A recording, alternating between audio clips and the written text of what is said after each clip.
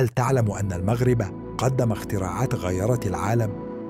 من أدوات الملاحة القديمة إلى تكنولوجيا الطاقة النظيفة، إليك 5 اختراعات مغربية أثرت في التاريخ العالمي.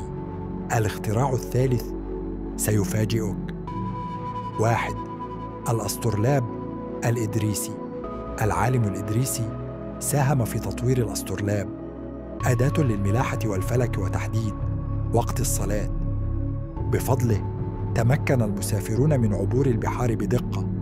خريطة العالم الإدريسي في سنة 1154 رسم الإدريسي أدق خريطة للعالم في زمانه، واعتمد عليها المسافرون والملوك في أوروبا لقرون. 3. أدوات الطب الزهراوي. أبو القاسم الزهراوي أصله مغربي، اخترع أكثر من 200 أداة جراحية، من بينها المشرط والملقاط والخيوط الجراحية. 4. تحكيم الماء في الصحراء. المغاربة القدماء بنوا قنوات تحت الأرض تسمى الخطارات، تنقل الماء مسافات طويلة بلا مضخات، وأثرت في نظم الري في أندلس وفارس والهند. 5. مجموع نور الشمس. المغرب اليوم يقود العالم في مجال الطاقة النظيفة.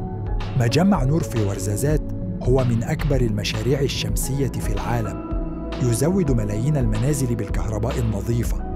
الختام من القدم إلى اليوم، الاختراعات المغربية تضيء طريق العالم. أي اختراع أثار دهشتك؟ اكتب لنا في التعليقات، ولا تنسى الاشتراك لمعرفة أكثر.